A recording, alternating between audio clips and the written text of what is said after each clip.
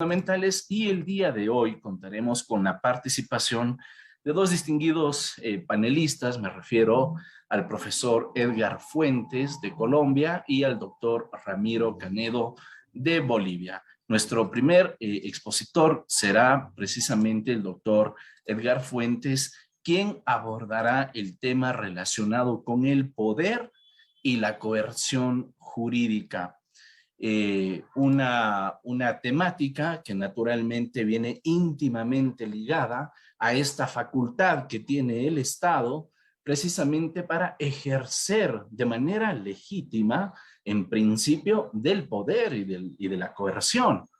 Y desde luego, pues esto tiene también unas dimensiones constitucionales que necesitan abordarse para saber si es que ese ejercicio de ese poder y de esa coerción tienen o no tienen límites. Bueno, perdón al profesor Fuentes. Es un tema muy tentador, del que me he permitido hacer un breve esbozo, pero sin lugar a dudas, el doctor Fuentes abordará este tópico con la, con esa alta dosis de ingenio que lo caracteriza y que suele también invitarnos a seguir pensando en estas temáticas. Profesor, bienvenido, muy buenas tardes. Tiene el uso de la voz. Muy buenas tardes. ¿Se me escucha bien, supongo? Todo Sí. perfecto. Ah, bueno, listo. Nada, pues, doctor Damián, y a todos los que nos están acompañando justamente hoy en Latin Juris y que nos están viendo en las distintas actividades que estamos desarrollando. No alcancé a escuchar todo lo que me estabas mencionando, pero supongo que podemos tener una conversación bastante amena sobre algunos temas, sobre lo que tiene que ver con poder y coerción jurídica, que yo creo que uno puede partir, digamos, de unos elementos básicos y unas preguntas también de cómo entenderla dentro de un desarrollo. Vamos a tener un espacio que y la verdad creo que el doctor Damián me leyó un poco la mente, y es que quería tener un espacio más de conversación, más de que una clase magistral, en el sentido de que hay varios temas que uno puede tocar y varias preguntas que se pueden hacer. Y es que cuando me hacen esta invitación de poder participar para hablar sobre poder y coerción jurídica, a mí se me venían muchísimas cosas a la cabeza, la verdad, desde cómo entender, digamos, esa noción básica del poder, cómo entender esa noción básica de legitimidad, cómo entender esa noción básica de incluso legalidad y, por supuesto, los conceptos básicos o transversales de que tiene que ver con la democracia y con los establecimientos sobre cada uno de ellos. Entonces, bajo esa lógica, yo creo que podemos hablar de todo un poco y podemos divertirnos un rato sobre este tema, incluso con algunos tipos de definiciones que yo creo que son esenciales partiendo, y más que al final, con toda esta dinámica, yo creo que hay una pregunta más o menos intermedia y que puede tocar los dos niveles. Y voy a aprovechar que hace poco publiqué un artículo que yo creo que es como la pregunta básica o la pregunta final que nos tendríamos que hacer cada uno de nosotros, y es: ¿por qué fracasan los constitucionalismos? Creo que es lo esencial, porque uno puede tener, digamos, una noción teórica, una noción incluso práctica sobre lo que es la Constitución, sobre lo que es el derecho constitucional, sobre lo que es el constitucionalismo en un momento determinado. Podemos ir a citar, por ejemplo, esas nociones de poder tan abstractas, vincularlos con la eficacia, con la efectividad, con la democracia, con la legitimación. Pero la pregunta que yo creo que nos interesa, y más dentro de este diplomado, tiene que ver con constitución y constitucionalismo. Y entonces la pregunta que nosotros tendríamos que resolver también al final es: ¿por qué fracasan los constitucionalismos? ¿Cuál es la debilidad que tiene, digamos, una trayectoria o una tesis constitucional que hace que en algunos momentos determinados, pues, vaya al ras de todo lo que nosotros habíamos pensado y lo que habíamos desarrollado? Entonces, bajo esa idea, yo creo que uno siempre debería empezar por unas nociones básicas, o por lo menos un lenguaje común de lo que nosotros vamos a tocar y lo que nosotros vamos a hablar. Por supuesto, hay dos cosas importantes que nosotros tendríamos que preguntarnos, y es esa definición de coerción y esa noción bueno, de coerción en los términos jurídicos, ¿no?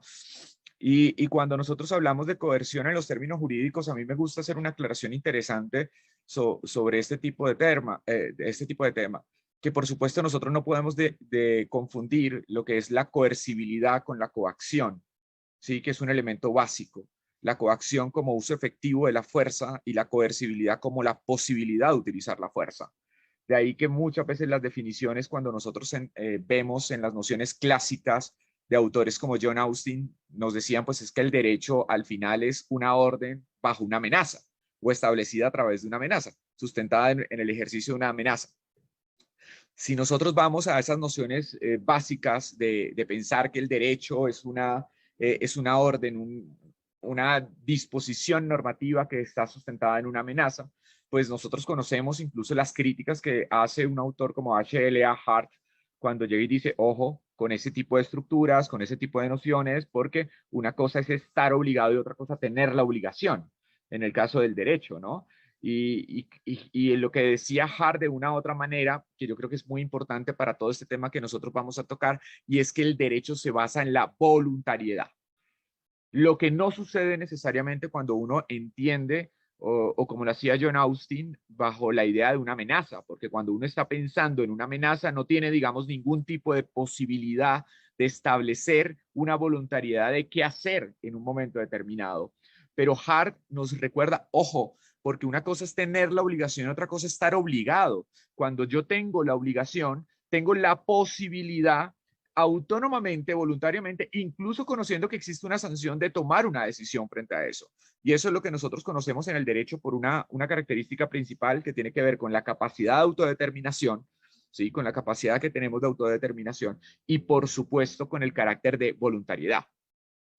Muchas veces, y voy a tratar de vincularlo, digamos, un poco con esto, cuando me preguntan a mí cómo entender el derecho contemporáneo, yo les digo, tenemos que basarlo a partir de un valor básico, y ese valor básico es la autonomía, ¿sí? El elemento de la autonomía. Y yo no estoy hablando solamente de la autonomía en los términos del derecho privado, estoy hablando de la autonomía en cualquier tipo de manifestación del derecho.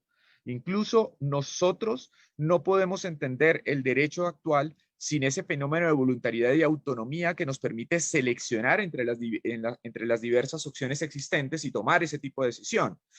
Si nosotros nos ponemos a pensar, ese parámetro de autonomía tan importante es lo que estructura incluso la teoría del contrato social, ¿sí? La diferencia existente entre el grupo de seres humanos que decide hacer un contrato social para establecer después un estado dentro del estado de naturaleza es que tienen esa autonomía.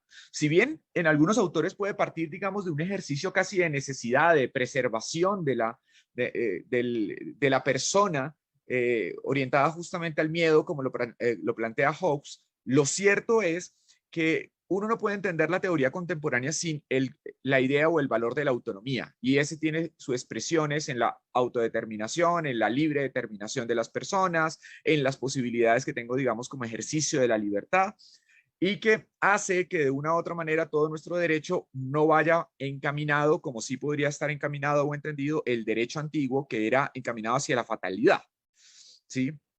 Eh, Sin duda, cuando nosotros pensamos en el derecho antiguo, y acá me permito hacer una recomendación literaria que seguramente muchas personas lo han leído, cuando uno piensa justamente, digamos, como en esa obra típica, o más bien ese conjunto de obras típicas de la antigüedad, incluso para entender el derecho, sin duda es la tragedia, las tragedias griegas. Por ejemplo, Antígona. Pensar justamente que no depende de la voluntariedad y la autonomía de las personas cuando toman una decisión, sino existe previamente establecido un castigo por cierto tipo de acciones.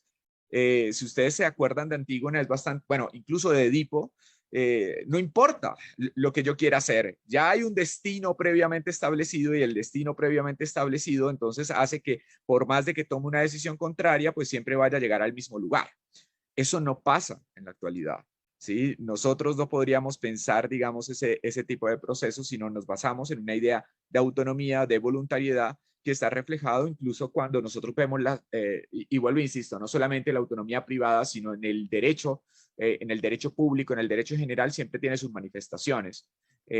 Incluso piensen que la traducción de cierta manera del ejercicio de la autonomía como valor básico de la coerción del derecho y por supuesto del establecimiento del poder en el derecho público y en el derecho internacional se llama básicamente la soberanía.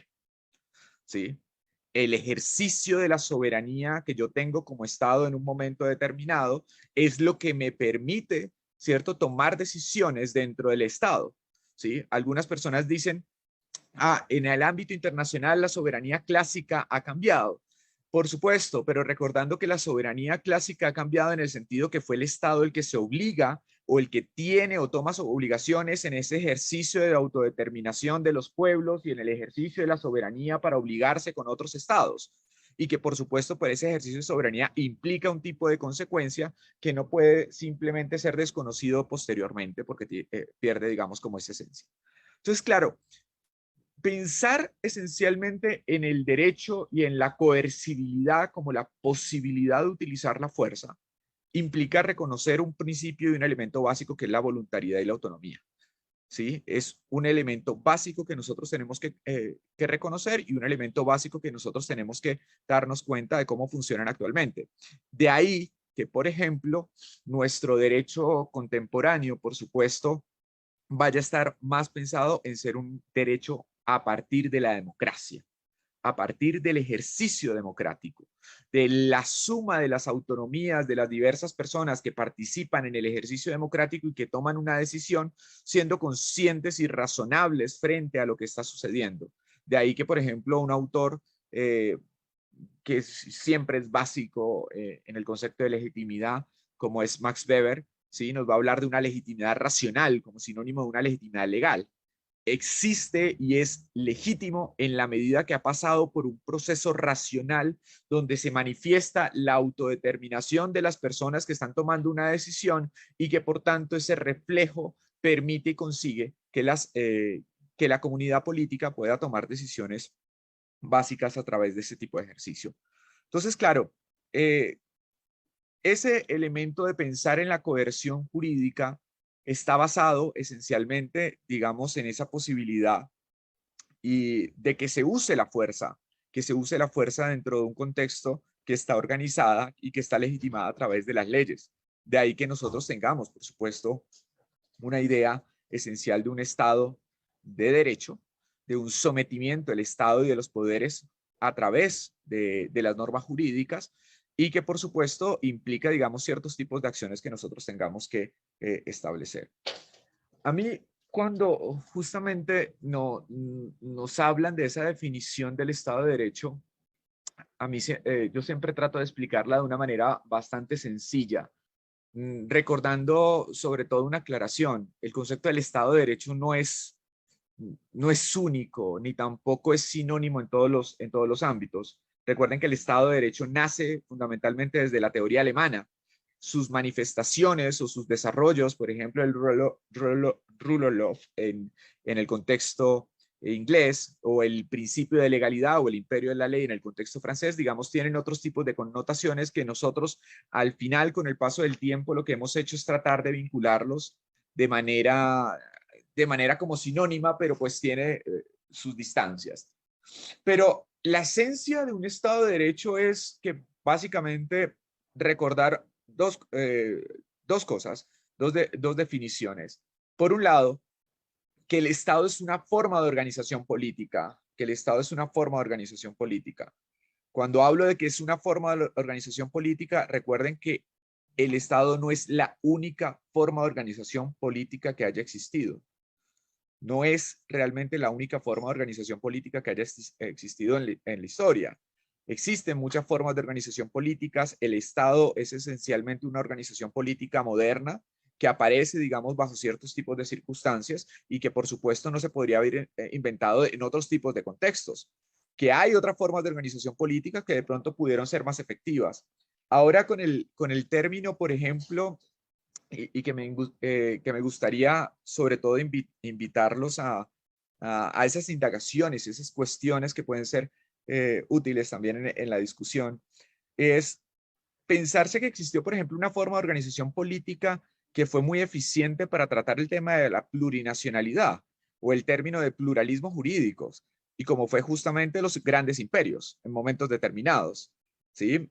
Hay una cosa bastante particular. A mí me encanta la historia del derecho. He tratado de profundizar mucho en la historia medieval, Y lo que uno ve es que el establecimiento de los grandes imperios les funcionaba bastante bien, digamos, esa estructura del pluralismo jurídico, porque no implicaba necesariamente, como nosotros hablamos siempre, de uniformar y dejar un solo derecho, sino se le reconocían las potestades existentes a cada uno de los territorios, podían establecer, digamos, una dinámica más o menos común, y lo mínimo que compartían era justamente para tener un lenguaje común, para poder, digamos, establecer unos ciertos tipos de desarrollo.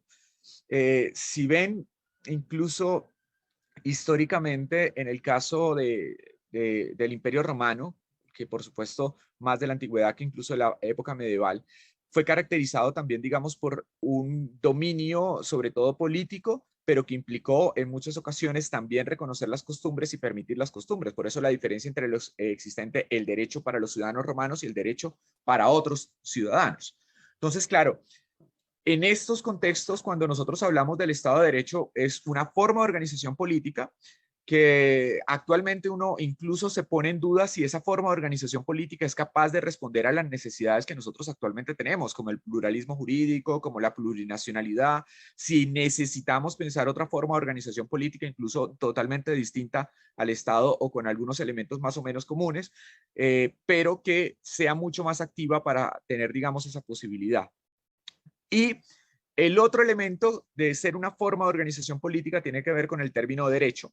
Y en este caso yo pensaría que el Estado de Derecho tiene una caracterización y es que solo se puede definir derecho en el Estado de Derecho como sistema jurídico, como sistema jurídico, ¿sí?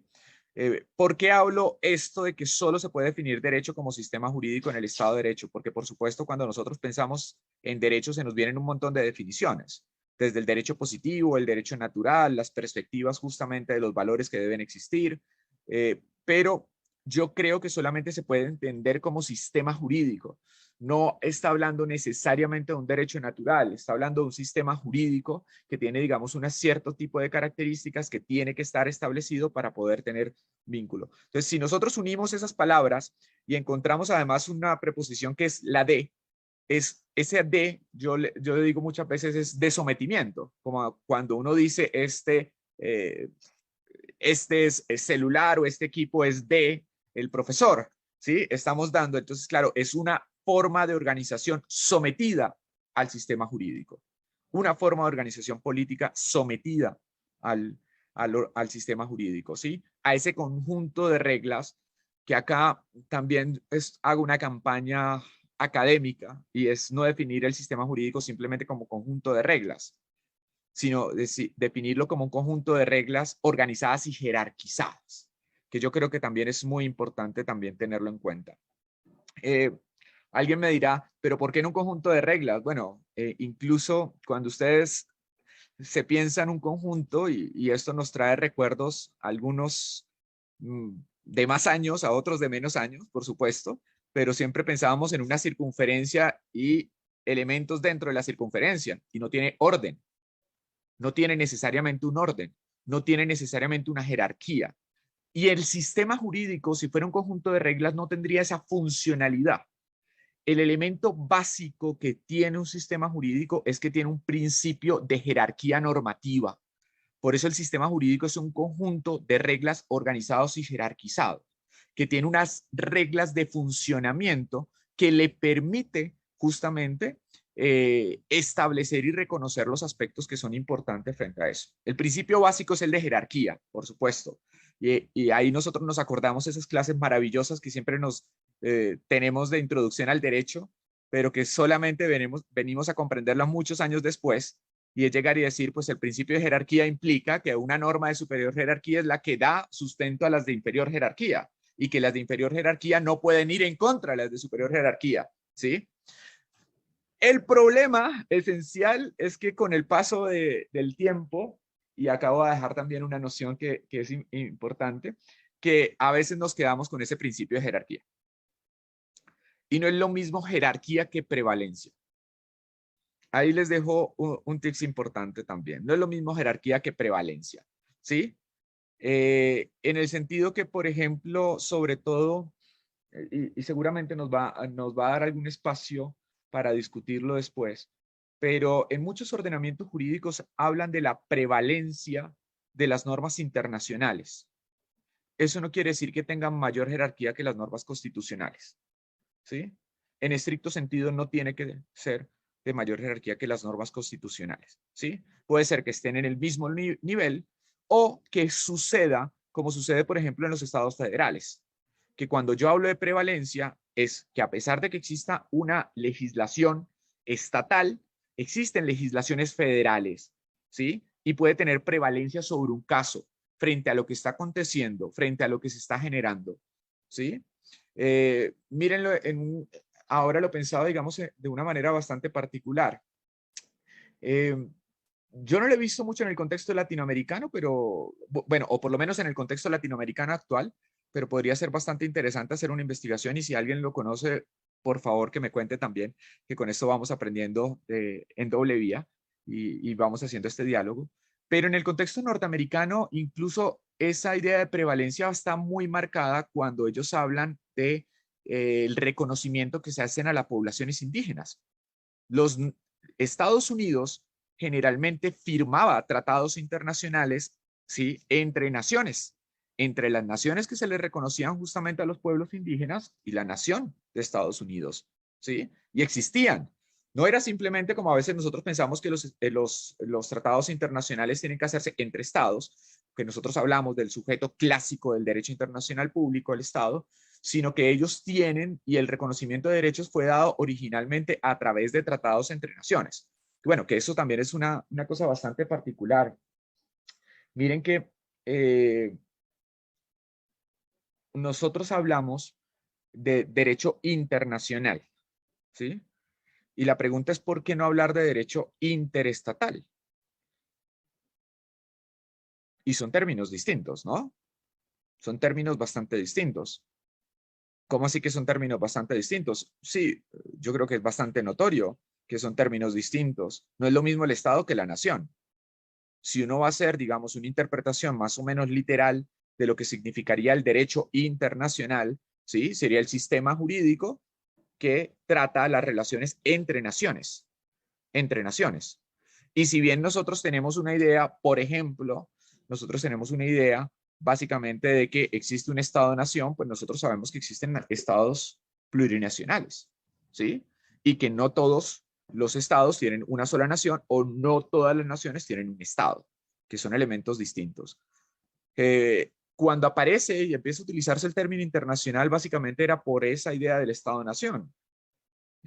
A pesar, y el Estado es el que tiene ese tipo de representación, o más bien el que representa a la nación, digamos, como un sujeto para permitir, digamos, esa consagración. Entonces, claro, ese elemento también del derecho internacional fue bastante característico y ha sido bastante característico en los desarrollos. Hay un texto que justo hoy estaba viendo y por eso digo que no conozco, por lo menos en la actualidad, que se firmen tratados entre poblaciones indígenas o comunidades indígenas y el Estado. No sé si alguien conoce alguno que se haya firmado. Históricamente sí existía. Hay una recopilación muy interesante que se hizo en Chile, que fue el libro que me permitieron para también ojear un poco sobre esto, y eran los tratados internacionales que habían firmado la población o la comunidad mapuche con los distintos estados. Ojo, no solamente con Chile, ¿sí? Sino también con Argentina en un momento determinado, y muestran, digamos, como todos los tratados que fueron reconocidos en un momento determinado. Y en el caso, por ejemplo, Argentina es bastante particular porque fueron mucho después, digamos, el periodo de la independencia. Entonces, si uno se pone a pensar, ese concepto de plurinacionalidad tampoco es esquivo en nuestros estados, a pesar de que lo diga o no lo diga la Constitución, ¿sí? Sino que históricamente se ha podido ejercer de una manera distinta y que ha sido, digamos, bastante particular. Porque muchas veces lamentablemente cuando nosotros vemos historia del derecho, nos cuentan, digamos, una parte histórica, nos dicen que eran reconocimientos que hacía el Estado a los indígenas, pero no eran, porque para ese tipo de reconocimiento existían otros tipos de documentos, ¿sí? Que generalmente eran las reales cédulas, pero no tratados internacionales como sí se reconocían. Y sobre todo, pues en el contexto de nosotros que tuvimos, bueno, alguna vez me hicieron una corrección que yo creo que es bastante interesante. hablan del periodo de la colonia, en el caso latinoamericano en muchas ocasiones, y se olvida que en muchos ámbitos, muchos de los territorios no fueron estrictamente colonias, sino fueron virreinatos, ¿sí? En el caso, por ejemplo, latinoamericano, nosotros tuvimos 4 virreinatos muy importantes, el de Nueva España, ubicado en México, ¿sí? El de Santa Fe, que hacíamos parte de cierta manera también, pues con la Real Audiencia de Quito y por supuesto con la Capitanía General de Venezuela en un momento determinado, y también existía el Virreinato del Perú y el de los últimos en creación. Ahora me genera la duda si, bueno, no, primero, el primero fue el de Nueva España, que fue el de México, después, si mal no estoy, es el del Virreinato del Perú, después justamente el de Santa Fe, y por último tiene que ver con el de las Provincias Unidas pues, del Río de la Plata, básicamente, que estaban conformados hacia el sur. Entonces, esos virreinatos también implicaban otros tipos de reconocimientos y otros tipos de aspectos y también otros tipos de ejercicios que le daban mayor autonomía y determinación a cada uno de los territorios, que también nos ayudaría a entender, digamos, en algún tipo de circunstancias cómo fue la legislación en ese contexto. Entonces, claro, cuando nosotros estamos guiados bajo esa idea, la pregunta va encaminada también a pensarse que esa forma de organización política que está sometida a un sistema jurídico, ¿por qué hacer caso al sistema jurídico? ¿Por qué obedecer? ¿A qué le debemos la obediencia del sistema jurídico? Y es simplemente, digamos, también a pensar en unos elementos básicos de por qué obedecer y por qué no obedecer. Y en esto del poder que tiene justamente el derecho para ser obedecido en un momento determinado, ya habíamos descartado justamente el hecho de la amenaza, y más si pensamos justamente en la voluntariedad y la autonomía para entender lo que nosotros nos guiamos por el derecho actualmente, ¿sí? Hay varios tipos de elementos y varios tipos de autores que entran en discusión sobre por qué tendríamos que obedecerlo, incluso desde dentro del parámetro democrático. Pero a mí digamos, hay un autor que me llama mucho la atención para después podamos entrar, por ejemplo, a eso que se ha denominado en muchos casos el constitucionalismo débil, o el constitucionalismo democrático, que también hemos hablado, muchas veces se han hablado de por lo menos varios tipos de teorías sobre cada uno de ellos, y es que a mí me parece clásico y que uno no lo puede olvidar, y que es Immanuel Kant. Kant tenía, digamos, una particularidad muy interesante, y creo que es el autor básico que uno tendría que leer de autonomía, ¿no? Por supuesto, en casi todos sus desarrollos. Incluso porque una mala lectura de Kant es lo que nos ha permitido definir actualmente el concepto de dignidad humana, ¿sí?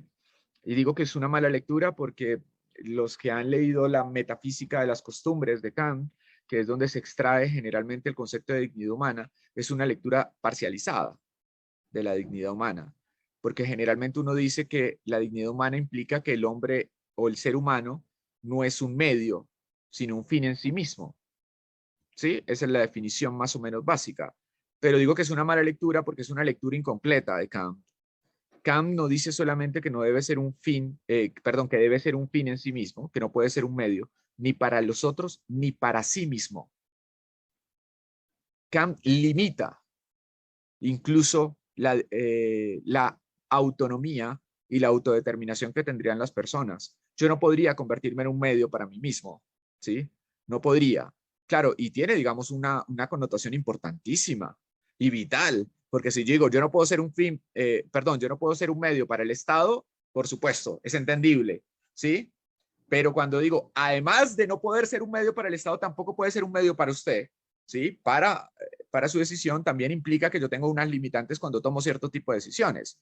Y ahí también podríamos entender en un aspecto muchos casos que han sido bastante discutidos, si por ejemplo una persona puede rechazar su propia dignidad humana en ciertos casos, incluso para ciertos trabajos, para ciertos tipos de labores o para cierto tipo de desarrollos. Entonces, claro, hay una lectura de Kant ahí que yo creo que tendríamos que volver a ella. Pero más allá de la definición de dignidad humana en Kant, hay otro aspecto que a mí me llama la atención en Kant, y es que cuando él dice, en un estado, sí, por supuesto, un estado de derecho, hay dos elementos que son básicos, que no pueden faltar, ¿sí? Y que aparte de no poder faltar, son los que hacen entender al Estado de Derecho, ¿sí? El primero es la libertad de expresión y el segundo, la obediencia al derecho, ¿sí? ¿Por qué lo toco? Porque justamente en Kant parte mucho de esa autonomía, de esa racionalidad, de todo ese tipo de estructura, y llega Kant y cuando nos señala eso, nosotros podemos entenderlo muy claramente y yo creo que se entiende más. Si fuéramos capaces de entender esa perspectiva kantiana, sería mucho más fácil otros tipos de cosas, ¿sí? Y lo que decía Kant, por ejemplo, puede ser que es alguna norma, ¿sí? Y esa norma entonces vaya en contra de mis deseos, de mis aspiraciones, de lo que yo creo, ¿sí? Y Kant de decía, pues el Estado tiene que primero garantizar la libertad de expresión y que usted exprese que no está de acuerdo con la norma, que usted justamente pueda y sea capaz de entender que la norma de pronto no cumple las finalidades propias para las que fue creado el Estado, ni tampoco va a alcanzar las finalidades que no fue generada. Pero mientras esa libertad de expresión se ejerce, se obedece al derecho, ¿sí? Porque entonces lo que pensaba Kant en un momento determinado es que el derecho deja de ser, digamos, un ejercicio, ¿sí? Un ejercicio para volverse en una disposición y que cada uno disponga del derecho en un momento determinado. Y si justamente cada uno dispone del derecho en un momento determinado, es casi volver a un estado de naturaleza, porque nadie tiene sus propios límites en lo que se está generando. Entonces, lo que cambia y dice, la libertad de expresión es tan importante dentro de un Estado, y más en un ejercicio democrático, porque eso le permite a la persona que no está de acuerdo, al grupo de personas que no están de acuerdo, expresarse para que se modifique la norma que se está generando, ¿sí? Y eso es lo que hace esencialmente también la garantía esencial de que las personas quieran obedecer al derecho y que respeten el derecho tal como aparece en un momento determinado, porque saben que también pueden modificarlo o pueden cambiarlo, ¿sí? Por supuesto. Otro tema que podríamos hablar tiene que ver con la objeción de conciencia, pero, no vamos a ir por lo menos hasta allá, digamos, cómo le entendería Kant o cuál sería el desarrollo frente a ello. Y acá se me viene, por supuesto, a la cabeza en este tema un desarrollo que hacía un autor que yo creo que en el contexto latinoamericano ha sido muy seguido y tiene que ver, por ejemplo, con el contexto de Kelsen, ¿sí? Eh, Hombre, en Kelsen, ese reflejo del kantianismo que, que se hubiese podido tomar de otra manera, de otra forma, de otro desarrollo, y cada cual mirará si está de acuerdo con lo que señala o no señala Kelsen, pues yo creo que se ve cuando a él le preguntan sobre las normas del régimen nazi, ¿sí? A él le preguntan en un momento determinado, a Hans Kelsen le preguntan sobre las normas del régimen nazi. Recordemos una cosa que también es importante señalarlo, Kelsen era judío, ¿sí? Kelsen le toca salir justamente de Alemania, por eso termina en Berkeley. Cuando le preguntan si las normas jurídicas del régimen nazi son derecho, él dice, lamentablemente sí. Es claro lo que está diciendo, ¿sí? Yo hubiese tomado otra posición, pero porque justamente no necesariamente uno tiene que seguir a Kelsen, pero se ve un poco lo kantiano ahí. Pues no me gustan las normas, no, pero siguieron, digamos, ese tipo de procedimiento que permitían, digamos, ese tipo de desarrollo. Ahora, por supuesto, cuando nosotros pensamos, digamos, en ese ejercicio que obedecemos al derecho, ¿sí? Porque tenemos una libertad de expresión que nos permite modificar, que nos permite cambiar, nos lleva también, digamos, a esa noción básica de que el derecho tiene esencialmente, y es lo que cambia también con el derecho moderno, ¿sí? Esa garantía y esa manifestación que el derecho es construido por las personas, ¿sí? Que tiene, digamos, ese carácter de voluntariedad. Cuando, y bueno, acá también, digamos, acá hay una expresión muy interesante haciendo esa comparativa con el derecho o las percepciones que tenían en la antigüedad, pues uno muchas veces dice el derecho en la antigüedad se descubría, era descubierto, ¿sí? Yo justamente extraía de lo que era el derecho, de las manifestaciones físicas en algunos casos, dependiendo del tipo de naturalismo.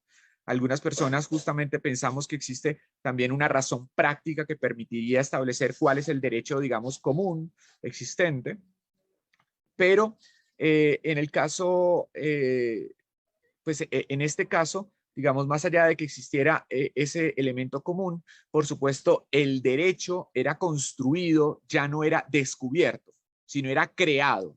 Ya quedaba en responsabilidad y en manos de las personas esa creación jurídica y que por tanto se hacía tan importante establecer unos parámetros democráticos que consiguieran, ¿sí?, legitimar esa participación en las decisiones que se estaban tomando.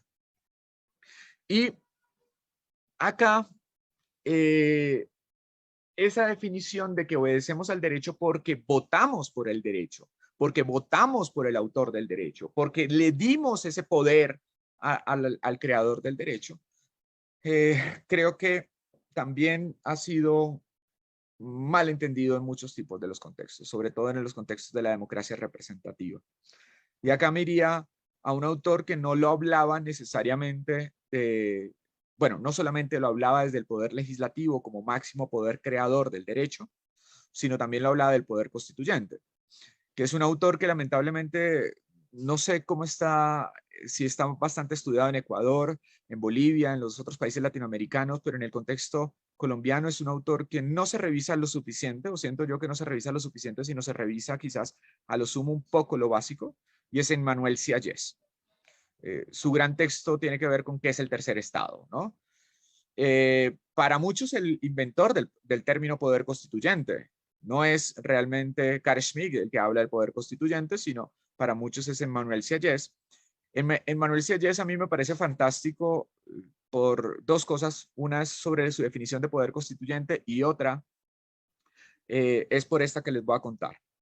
Y es que Emmanuel Sieyès llegaba y explicaba la democracia de una manera muy fácil, muy sencilla, ¿sí? Y que yo siento que hemos olvidado en muchos tipos de contextos, sobre todo. Y es que llegaba y decía, la democracia representativa implica que yo elijo personas que podrían representar mis ideas, mi perspectiva, para que participe en un órgano colegiado. Eso básico, ¿no? Y eso bastante sencillo de entender. Yo creo que ahí no hay mucho pierde sobre lo que estamos haciendo. Pero si ayer llegaba y decía, cuando esa persona que ha sido elegida porque refleja mis ideales, porque refleja mi visión sobre el mundo, ¿sí?, por mi cercanía en un momento determinado también con la persona, con su desarrollo, cuando es electa esa persona y entra al órgano o al cuerpo colegiado, debe olvidar a los que eligieron. Debe olvidar plenamente a los que los eligieron. Y ahí en muchas ocasiones cuando yo lo cuento de lo que menciona Sieyès, entonces hay algunas personas que casi se rasgan las vestiduras, pero ¿cómo va a ser posible? Que entonces ¿para qué los elegimos? ¿Por qué no nos están representando? Y Sieyès explica un elemento básico que también nos ayuda a entender por qué obedecer al derecho, por qué se obedece al derecho en un momento determinado, y es llegar y decir de la siguiente manera. Piénsenlo así. Supongamos, un partido mayoritario llega a un congreso. Si va a luchar por los intereses de los que eligieron, entonces podría tomar una determinación como la siguiente. Todos los que votaron por mi partido quedan libres de impuestos. ¿Sí? Pero eso no puede pasar, porque una vez llegan allá, tienen su mentalidad, tienen que olvidar a los que los eligieron, ¿sí?, para concentrarse también en el interés general, en todas las personas, porque la legislación que van a sacar no es exclusiva, ¿sí?, de un grupo de personas, es para todo el Estado. Y ahí tienes justamente la definición que a mí me encanta entenderla mucho más así, la diferencia entre generalidad y abstracción del derecho. Yo me acuerdo que la definición clásica que muchas veces se hacía de la ley decía que era la manifestación general y abstracta del legislador, ¿sí? Y a veces a uno se le olvida qué es eso de general y abstracto. Por supuesto, general hace referencia a las personas y lo abstracto a los casos. Entonces, claro, cuando yo soy legislador y me imponían que las leyes tenían que ser generales y abstractas, era para que fueran para todos y para todos los casos. para evitar justamente atentar contra ese principio de igualdad, que yo creo que es el elemento más importante también que ganó el Estado de Derecho en todo ese tipo de estructura. Porque si yo legislo, y ojo con esto que puede ser muy crítico, digamos, en nuestros contextos actuales, ¿sí? Legislo de forma parcial o para ciertos tipos de grupo, lo que puede llevar es a lo que sucedía, por ejemplo, en el derecho medieval, que era lo que se conocía como el derecho foral o el derecho de fueros, ¿sí? El derecho foral o el derecho de fueros, ¿sí? Que es el derecho básicamente que se ejercía en un momento determinado porque se le reconocían a las personas, se le reconocían a las personas que pudieran ser de manera distinta su legislación, su desarrollo, sus perspectivas, sus posicionamientos, las peticiones que se hacían. Y eso, pues de una u otra manera, ese derecho foral fue también lo que desencadenó que nosotros pensáramos en una desigualdad, ¿sí? Y lo que nosotros hablábamos en sociedades fragmentadas de la época medieval, por estamentos también en un momento determinado. Entonces, claro, la lucha que se tuvo en un momento determinado por garantizar de que la ley fuera general y abstracta estaba pensada en esa unidad de las personas que conformamos la unidad, la comunidad política y que por tanto no se viera vinculado solamente a algunos privilegios. Por ahí creo que alguien me estaba preguntando porque me escribieron por acá que esa definición de poder constituyente de Sieyès, porque uno no la puede dejar por fuera y menos en un curso de constitucional, ¿sí? El poder constituyente es muy fácil en Sieyès, es el que hace la constitución, no más, ¿sí? A diferencia, digamos, de algunos autores, yo personalmente estoy muy de acuerdo con Sieyès en eso, ¿sí? El poder constituyente es el que hace la constitución, ¿sí? El poder constituyente, muchos autores llegan y dicen, es el pueblo. Espera un segundo.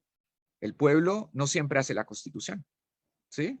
El pueblo no siempre hace la constitución. Y acá quiero señalar una cosa también importante de esa definición del poder constituyente. Decía Jesse, él llega y dice, para definir el poder constituyente, por supuesto, tenemos que pensar que es el que hace la constitución. Con eso lo diferencia al que reforma, ¿sí? Pero además, por favor, dice Sieyès que sí tiene límites, y son dos límites. No son materiales necesariamente en Sieyès, pero sí son dos límites importantes. Y sobre todo para tener en cuenta en contextos democráticos. El primer límite del poder constituyente en Sieyès es un límite temporal. Y el segundo es un límite funcional. El poder constituyente tiene un límite temporal porque dura mientras hace la Constitución. ¿Sí? Y el poder constituyente es en su límite funcional en la medida que hace la Constitución. Y acá me sirve para dos cosas. En el contexto francés, que es donde se mueve Sieyès, existía lo que se llamaba la asamblea. Y la asamblea en esos momentos cumplía doble función, porque hacía las leyes, pero también estaba redactando la Constitución. Y es lo que decía, la asamblea en un momento determinado, ¿sí?, toma el rol de legislador y en otro el de constituyente. No es, a pesar de que es el mismo órgano, no está funcionando de la misma manera. Entonces no pueden pensar que cuando está haciendo las leyes es constituyente, ¿sí?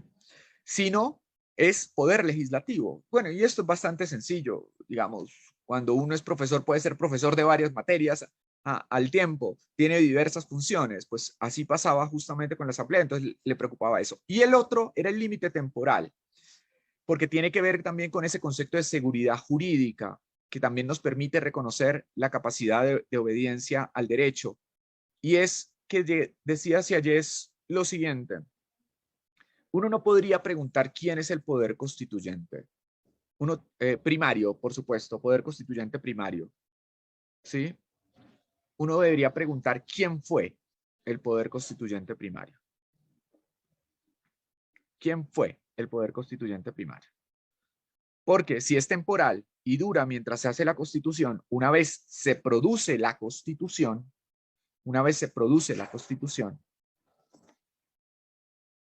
el poder constituyente tiene que desaparecer como poder constituyente. No estoy hablando que, por ejemplo, en un país donde la constitución fue hecha por el pueblo, entonces que el pueblo tenga que desaparecer. No, el pueblo seguirá apareciendo, seguirá funcionando, pero ya no funciona como constituyente primario. ¿Sí? No funciona como constituyente primario. Y ya, si el pueblo va a reformar la constitución, no es constituyente primario, sino es constituyente secundario. Y tiene otros tipos de límites. ¿Cuáles son los límites? Los límites establecidos fundamentalmente en la Constitución. Que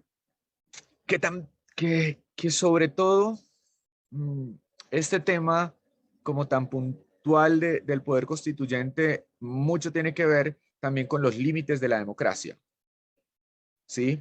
Y es si el pueblo puede elegir cualquier tipo o puede tomar cualquier tipo de decisión, simplemente por ser mayoritaria.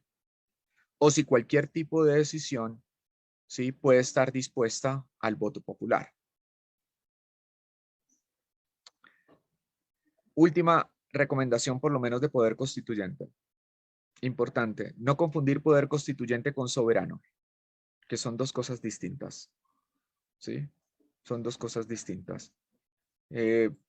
Por lo menos el soberano que nosotros tenemos actualmente dentro de los estados constitucionales.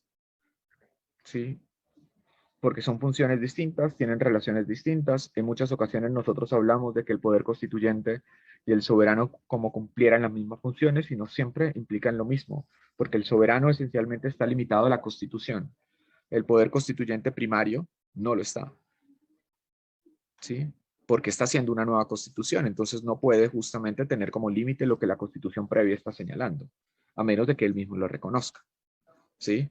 Y el caso del ejercicio soberano, que es la característica de los estados constitucionales, así seamos evidentemente estados democráticos, ¿sí?, es que el soberano está sometido a la Constitución. Está sometido a la Constitución, a los presupuestos que está la Constitución, ¿sí? Porque si no, en otro sentido, pues la Constitución, por más de que tenga fórmulas difíciles de lo que nosotros llamaríamos cláusulas de intangibilidad, algunos le llaman, por ejemplo, cláusulas pétreas, ¿sí? O que tenga, digamos, una forma reforzada de reforma constitucional, ¿sí? Pues la Constitución simplemente sería una metáfora que no tiene, digamos, ningún tipo de poder y que podría estar sometida a cualquier tipo de ejercicio democrático.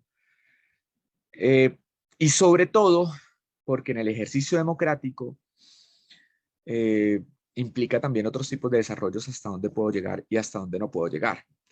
De ahí, por supuesto, hay un artículo que yo recomendaría mucho, que a mí me gusta mucho y con eso también le mando un saludo a un gran amigo que sé que nos está acompañando por acá, el profesor Camilo Prieto.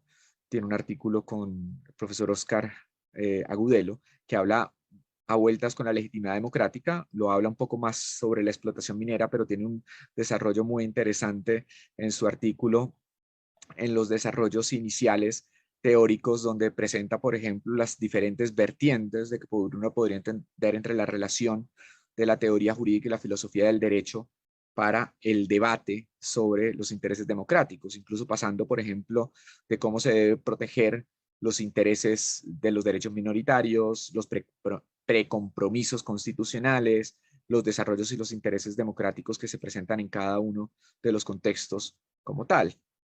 Y sobre todo en esos debates fuertes que se dan actualmente de quién debe ser garante de la protección del derecho, ¿sí? Sobre todo dentro de los desarrollos de los tribunales constitucionales. Ahora, creo que me queda muy poco tiempo, pero por supuesto yo no puedo dejar de llegar y decir y señalar un ámbito que para mí es esencial, y era esa pregunta inicial, que si nosotros vamos a hablar nosotros vamos a hablar esencialmente del elemento de poder y coerción jurídica, y lo entendemos como desde un parámetro de la voluntariedad, de la autonomía, del ejercicio de un sistema jurídico que ha sido creado por parámetros democráticos. La pregunta siempre nos lleva de una u otra manera a eso de por qué fracasarían los constitucionalismos. Y yo tengo una ligera hipótesis con más preocupaciones que certezas sobre ella, pero que tiene que ver sobre todo con la capacidad cada vez constante de ver la Constitución como un elemento simbólico, y no para la finalidad que fue creada las constituciones. Las teorías, muchas de las teorías actuales que desarrollan, digamos, los parámetros de las constituciones, incluso me acuerdo mucho, ahora estaba trabajando un texto sobre el transconstitucionalismo del profesor Marcelo Neves en el contexto de Brasil. Marcelo Neves decía, es que la Constitución es una metáfora, ¿sí? Si la Constitución es una metáfora, quiere decir que no se tiene que basar en la realidad. Y si no se tiene que basar necesariamente en la realidad, sino en las aspiraciones, entonces generamos lo que se ha denominado en Colombia un constitucionalismo aspiracional.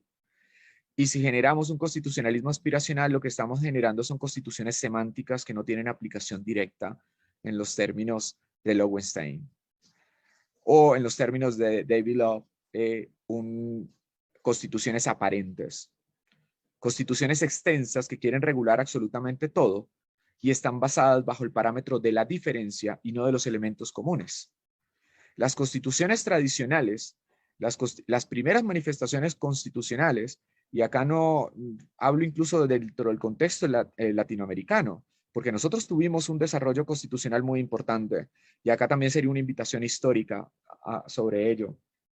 Hay que recordar que, por ejemplo, antes de la Constitución de Cádiz, de 1812, ¿sí? En los contextos latinoamericanos ya había muchas constituciones. Incluso una de las primeras constituciones republicanas, generalmente se habla de la Constitución Republicana de Venezuela de 1811, pero también en Colombia hay una constitución provincial que fue la Constitución de Tunja del mismo año, unos días antes salió.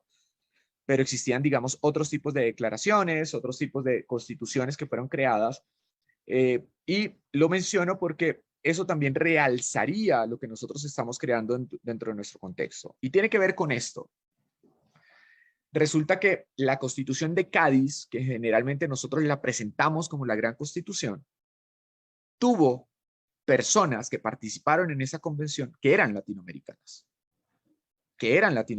Fueron justamente allá, votaron, presentaron sus artículos, y si ellos lo presentaron de esa manera es porque tenían un antecedente constitucional y fueron las creaciones de constituciones en nuestro contexto, pero que lamentablemente muchas veces no las estudiamos, sino simplemente los vemos como elementos históricos que no tienen razón de ser. Pero esas constituciones, incluso primigenias en nuestro continente, en la idea del constitucionalismo, estaban muy pensadas en esa idea del bien común. ¿Qué elementos nos unen?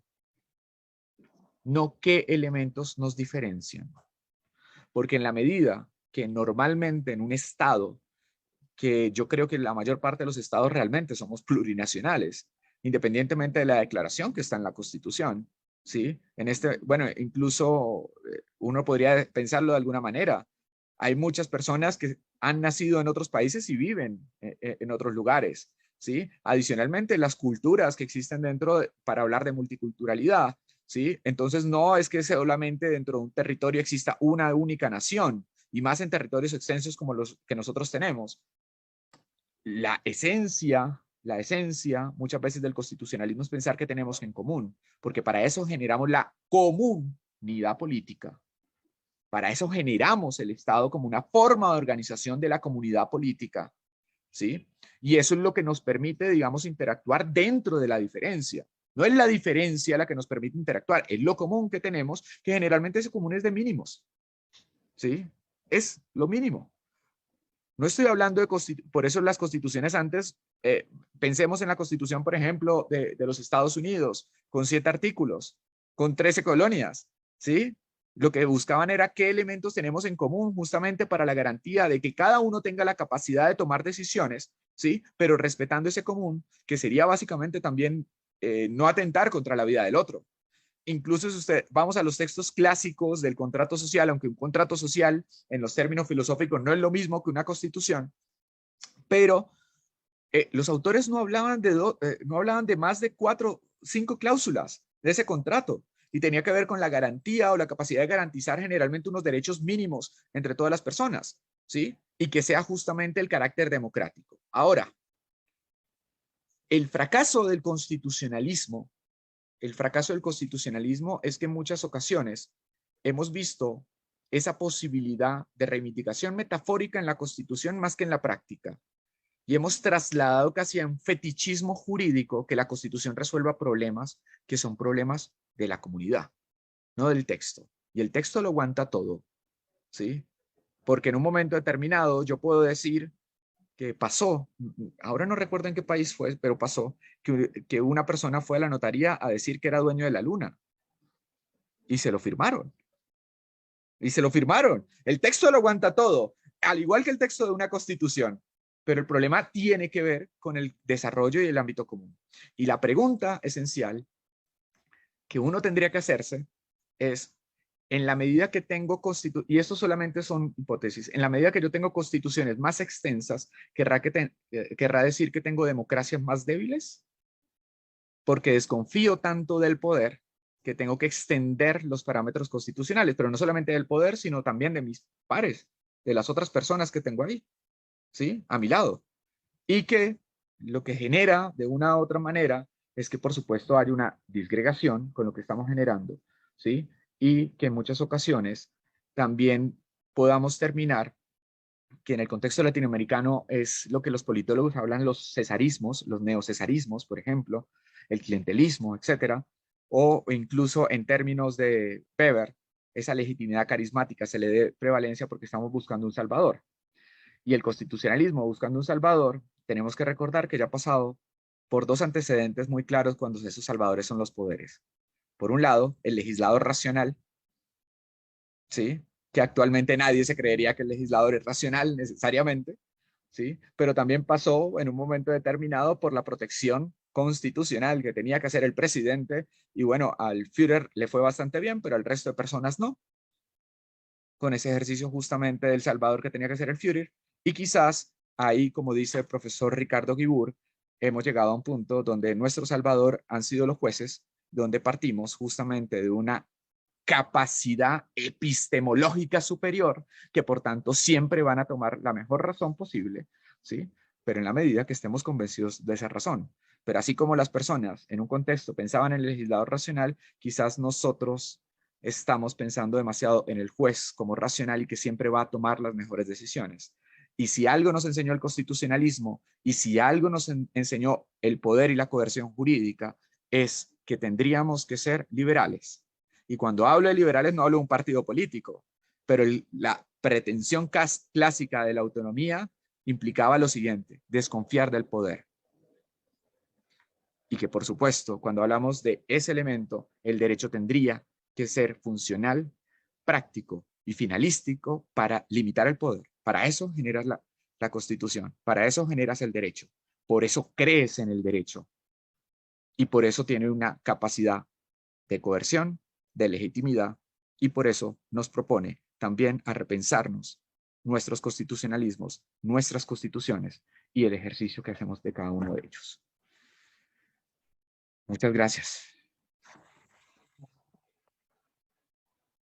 Muchísimas gracias, profesor. Yo estoy por aquí tomando, generando algunas preguntas para tentarle también un poco a todo esto, que la verdad nos hace una gran invitación a pensar en muchísimas cosas a propósito del poder y la coerción jurídica. Y quizás para avanzar con algunas preguntas y comentarios que tenemos, yo me atrevería a empezar por lo último, señalando primero por qué hubo ese cambio de apostar por la racionalidad del legislador a la racionalidad del juez. Tiene que haber alguna razón que nos llevó a eso, y yo de hecho estoy plenamente convencido de que es así. Justo ayer teníamos una conferencia que nos señalaba más o menos el profesor Sebastián López, me parece que fue, que nos señalaba que si es que las cosas estuvieran bien, no tuviéramos la necesidad de acudir a los jueces, ¿no es cierto?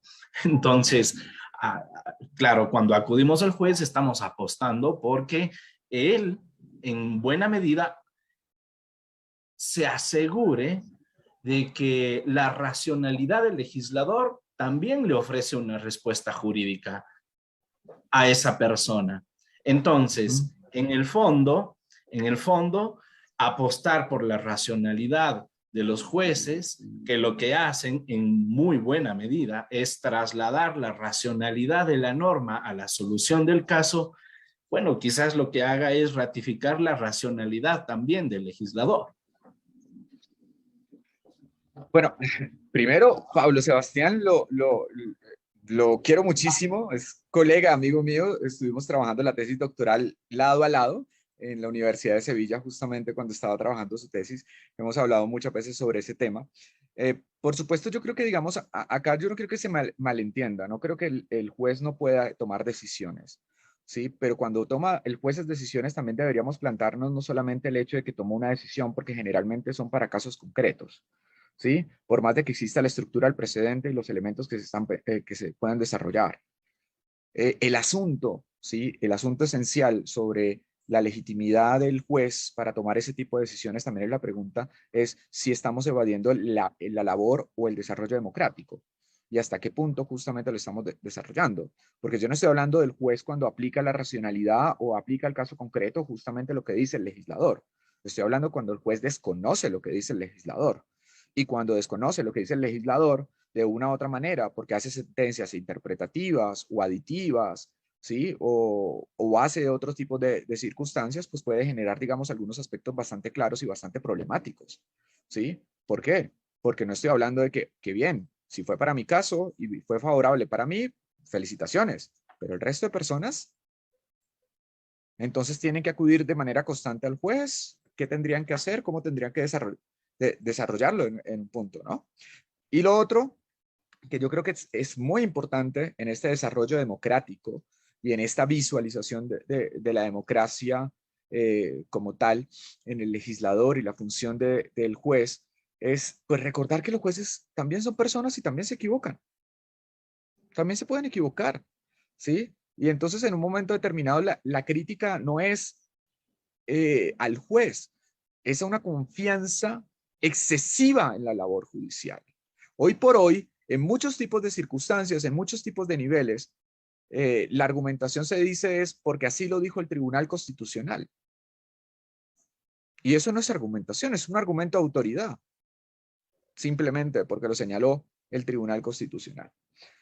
Y otro de los aspectos importantes, que me preocupa mucho más sobre la racionalidad del juez, cuando nosotros reconocemos y conocemos la ponderación como elemento para definir los conflictos existentes entre derechos y las colisiones entre derechos, ¿sí? Lo que le estamos dando es una potestad al juez para que decida en el caso concreto qué entiende por el derecho, ¿sí? Y adicionalmente a eso, que es lo más complejo, porque recuerden, en la ponderación no se puede hacer en abstracto, siempre tiene que ser en el caso concreto, entonces le estoy diciendo al juez, usted me decide en el caso concreto como usted quiera, argumentativamente, ¿no? Porque igual tiene que presentar la argumentación y la ponderación no necesariamente implica una respuesta correcta, ¿no? Es metodológica, esencialmente, pero se ha confundido también eso.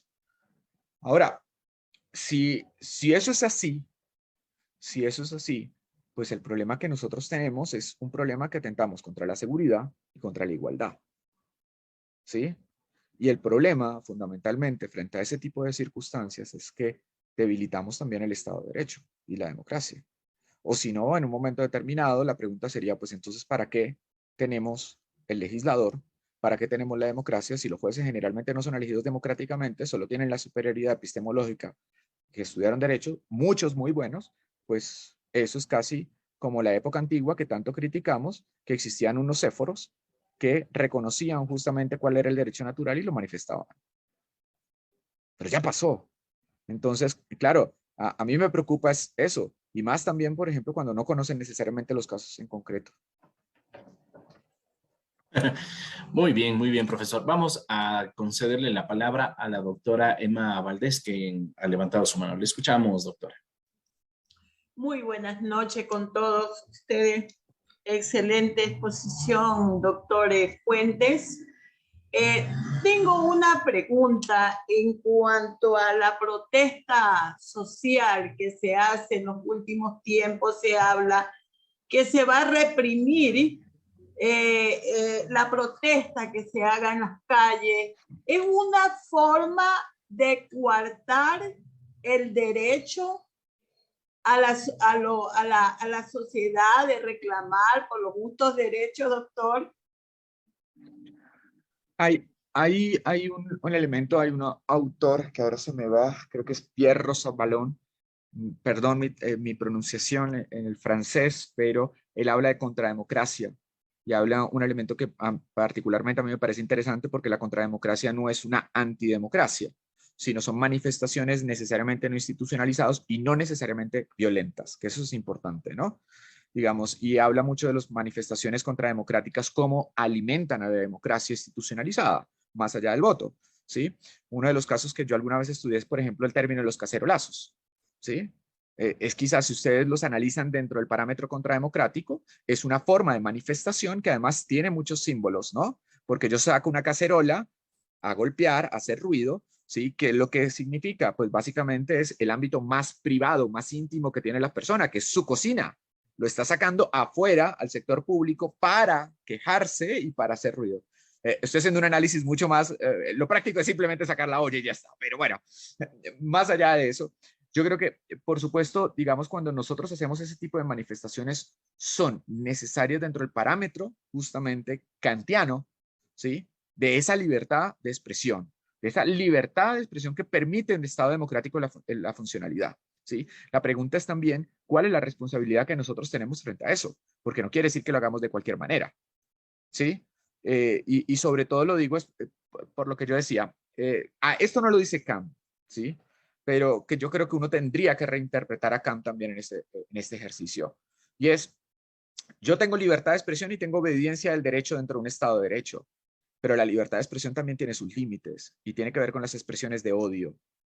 ¿Me hago entender? ¿Sí? No estoy diciendo que la protesta social pueda ser una expresión de odio, pero también, digamos, como es un derecho que puede ejercer cualquier persona, ¿sí? Y yo llego a un punto como eso, a la violencia, entonces puede justamente limitar la democracia, porque no atenta a los organismos, el elemento institucionalizado. Yo creo que, por ejemplo, una de las cosas que nosotros deberíamos estudiar en el contexto latinoamericano es cómo esos mecanismos contrademocráticos que pueden haber sido útiles para el ejercicio de ciertos tipos de niveles, ¿sí? Son los que justamente me permiten modificar institucionalmente las cosas, ¿sí? ¿A qué me refiero? Yo creo que, por ejemplo, la producción de la Constitución de 1991 se inspiró originalmente con una votación de una papeleta que no estaba permitida, ¿sí? No se podía contabilizar, pero no fue un acto violento. Y de ahí empieza justamente a moverse, digamos, toda la institucionalización como tal. No fue de protesta, no fue de salir a las calles, fue el acto como tal, y se institucionaliza y cambia la forma de pensar. Pero la contrademocracia sin democracia no puede existir, realmente, ¿sí? Porque perdería justamente esa noción. Son mecanismos complementarios que deberían justamente ser garantizados dentro del Estado.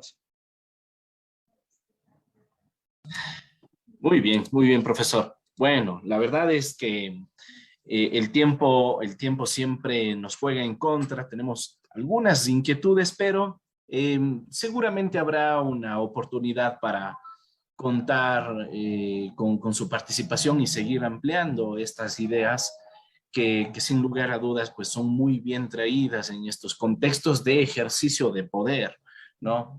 Que en la práctica es el objeto quizás del constitucionalismo, ¿no? Al hablar de constitucionalismo y derechos fundamentales, que es el tópico principal de este diplomado, no hacemos otra cosa sino señalar de qué manera la Constitución autoriza ese uso de poder, venga de quien venga. ¿No? y cuál es la influencia de los derechos fundamentales en todo esto. Pero bueno, esa es la siguiente parte del diplomado. Así que, profesor, muchísimas gracias. De verdad, creo que nos ha orientado muy bien con esta ponencia y pues les cedo la palabra para que pudiera despedirse de los participantes. Bueno, agradecerles a todos los que nos acompañaron hoy, que estuvieron conectados, pero sobre todo también al doctor Damián, a Latin Juris, a los colegas que permiten justamente enriquecer la academia a través de este tipo de ejercicios. Y sobre todo, yo creo que lo más importante es que queden con más ganas que claridades.